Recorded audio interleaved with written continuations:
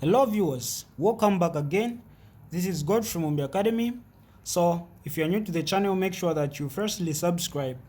So in today's lesson, let's look at this important topic in science paper 1, that's physics, which is radioactivity, rather atomic physics. So this question we are going to look at came in 2024. This is a syllabus. All right, so the question is saying, figure C3.1 shows three radioactive radiations labeled X, Y, and Z passing through a magnetic field. So I want you to pay particular attention because I'm going to explain some of the most important concepts on this topic. So look at the question. It is saying this figure is showing three radioactive radiations, X, Y, and Z. These are passing through the what? The magnetic field. You can see that this is a magnetic field and they are passing through the magnetic field. And you can see from the figure that X has deflected towards the left side. It has bent toward the left side. Y has not bent at all. And Z has bent toward the right side. All right. Question 1 is saying, identify the radiations X, Y, and Z. Now, one thing that is important, I previously made a video about this topic again, but the diagram is different from this one. I explained one important concept. I said, these three radiations, when you're talking about this topic, and I want to repeat so that you understand. Firstly, you need to know that we have alpha, beta, and gamma. These are the only radiations that you need to know, as in this is a syllabus. Okay, so you need to know what is an alpha particle, beta, and gamma, and how to write equations. So now, alpha, a helium particle. Alpha is simply a helium particle. Okay, a helium nucleus with 2 protons and 2 neutrons. Now, it is positively charged. So, whenever you have been given a figure and you see that a certain particle goes to the left side, you should know that that is alpha. Because it is positive, it always goes to the negative. You know that unlike charges, they attract each other. So, alpha goes to the negative. Beta is negative. It is a fast moving electron and it is negative in nature. So, it goes to the positive. And gamma goes to the what? It goes straight, it doesn't bend. That's the summary. But when you look at this, we have not been given anything like that. Meaning you have to use another concept for you to know which one is X, which one is Y, which one is Z. Of course, Y, since it is not bent, you can tell that one. So, the important concept is Y is gamma, because gamma has no charges. So always gamma does not bend. It goes in a straight line. So when you see the one that is going in a straight line amongst these three, alpha, beta, and gamma, you should know that it is always gamma which goes in a straight line. So Y is gamma. Now, what is X and what is Z? Since we've not been given where they are going, the charges, you look at the deflections, the angle of deflections. Here, these angles, no wonder they included the angles, very important. So this concept you need to understand. Alpha is the biggest in size. It is very big. So those are the properties. They ask all those questions. You need to write them down. Alpha is the biggest. It has the biggest mass. Okay? So because it is the biggest, its deflection is small. Beta is way smaller in size as compared to alpha. It is very small. So because of that, it bends the greatest. Okay, so its deflection angle is the greatest. So look at this. Which one is bigger between this angle, deflection angle, and this deflection angle? You see that this is bigger, right? This is bigger than this. So this one which is bigger is the one which is what? Is the one which is beta. Because it is smaller in size, it is easy to be pushed. Okay, so it deflects more and hence the angle is bigger, so Z is better. Wow, this one with a smaller angle here is what? Is alpha, because it is big, so it only deflects at a smaller angle. So that's a very important concept. The one which gets deflected more than the other is the one which is small, which is beta, and the one which deflects less is alpha. So X is alpha, Z is beta, while Y is gamma. 3 marks. I hope you've gotten the concept here. So here we write to say X is alpha radiation, then Y is gamma radiation, while Z is beta radiation. So this is question 1. Question 2 says an isotope carbon-14, this one, decays by emitting a beta particle to produce nitrogen N. Write a nuclear equation for the decay process. 2 marks. So this carbon-14 decays. When they say decays, they mean it breaks down. Okay, it decomposes by emitting a beta particle. Very important. You need to understand that whenever something decays, it will either emit alpha, beta, or gamma. So this one specifically, they've told us that it releases or emits. Emits means it releases. So it releases a beta particle to produce this one. Now write the equation. So this is very simple. The way you write equations always, you need to know. So in this case, I'll explain using the beta particle because that's the question. We are going to write what you are given. This one, you use the symbol. This is B. So the symbol is carbon-14. They say it decays to form nitrogen N. You use the symbol, this is N. With the release, the emission of what? Beta. This is how we write beta. So you need to know.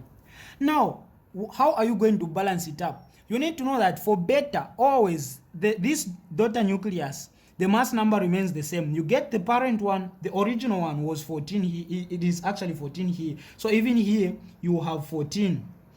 But the atomic number here, the proton number, for beta, it always increases by 1. Very important. It always increases by what? By 1. So, since here it is 7, here it's going to be what? It's going to be 8. That's the concept. And this is the equation. So for beta, you should always write the one which is being produced plus this symbol. This is for beta. Then you should know that the mass number remains the same because here it's 0. Then the proton number increases by 1. So whatever you have here we have 7, right? We have 7 here. So it's going to be 8 for the daughter one. If it was 6, it would have become 7, like that. The next question says, a nuclide of radium has a half-life of 1662 years. Define mass number. First question. Mass number, even in chemistry, we have this concept under atoms. So this is C. Mass number, this is the total number of the protons and the neutrons in the nucleus. As simple as that. Mass number, this is the total number. The total number of protons and neutrons. Protons and what? And neutrons. Neutrons in the nucleus. So in the nucleus of an atom, that's it. The total number, when you combine the protons and the neutrons, it forms the mass number. The atomic number is the number of protons only. So know that also. Then the next question, calculate the time taken for the sample of radium to decay to 1/8 of the original sample. Now these are the calculations, okay? Half-life. So basically, when they are talking about half-life, you need to understand that this is the time taken for a radioactive substance to decay to half of its original amount. What I mean is, if I have, for example, 2 kg, this is the original substance, amount of substance that I have. The time that is going to take for this one to decay, to decompose to its half, meaning this is 2. Half of 2 is what? Is 1 kg. The time that it is going to take for it to decay from 2 to 1, if it takes 5 years, it means that's the half-life, 5 years. The time that it takes for it to decay to half of 1 is what? Is 1 and 1/2, 0.5, right? This is same as 0.5 kg. So even here it will take 5 years. This is the half-life. The amount, the time that it takes to decay to half of its original amount.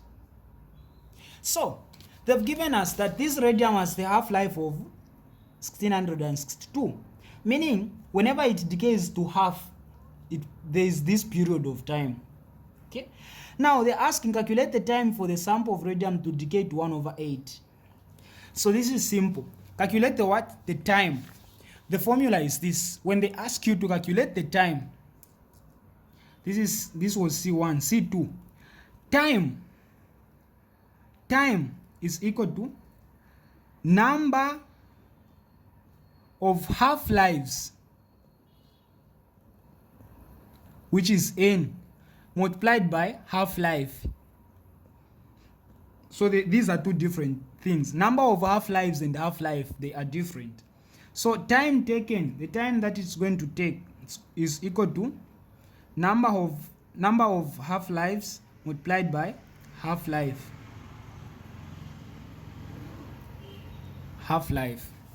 So time taken is equal to number of half-lives. They say for it to decay to 1/8. This is simple. You just do a simple math here. If I have the original, okay, the original substance here, okay, let's just do this. This is the original substance, whatever the substance, even if they don't tell us. If it decays to half of it, there is one half-life here, right? Because I said when it decays to half, there has to be the half-life in between. In this case, I gave the example to say it's 5 years. Okay, I gave the example 5 years. So when it decays to half, there is the half-life here. Then again it decays to half of this. So half of half is what? Is 1/4. And this one, again 1/4, it decays to half of it. Half of 1/4 is 1/8. So in the question they're asking, how long is it going to take to reduce to 1/8 here? This one, there are how many half-lives? We have one half-life here, which is 1662. After this period, it decays to half. Again, after this period, it decays to half. Again, after this period, it decays to half. Then we have 1/8. So for 1/8, we have 1, 2, 3 half-lives. So the n here, the number of half-lives is how much? 1, 2, 3 half-lives. They are passing 3 half-lives for it to reach 1/8. So here, n is 3. The number of half-lives multiplied by the half-life which they gave us to say it is 1662. 1662 years. Therefore, so number of half-lives is 3 multiplied by the half-life 1662. So the total time taken is equal to 3 multiplied by 1662. So the answer, you just use your calculator, it is 4,986 years. So this is the time that it's going to take. Hope you understand this very important concept. Then we go to the next question. It says, state one source of beta particle. This is D. So we'll just write it here. one source of beta particle, D1. So one source of beta particle, carbon 14, the same one they gave us in the question.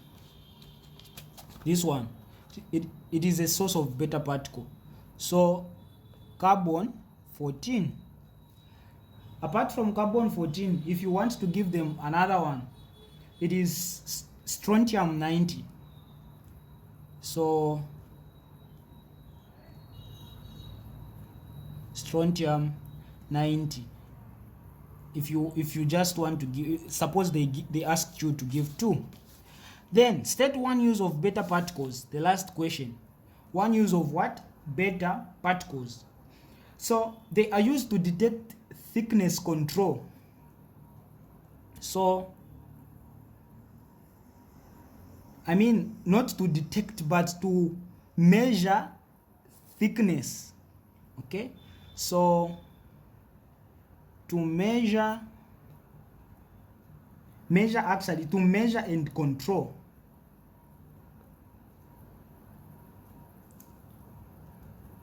Control thickness of materials. So if you want to know how thick materials are, they use what? Or rather, you should use beta. So these are the uses of beta particles. All right, so this is it. I hope you've gotten the concepts and the summary, and don't forget to subscribe.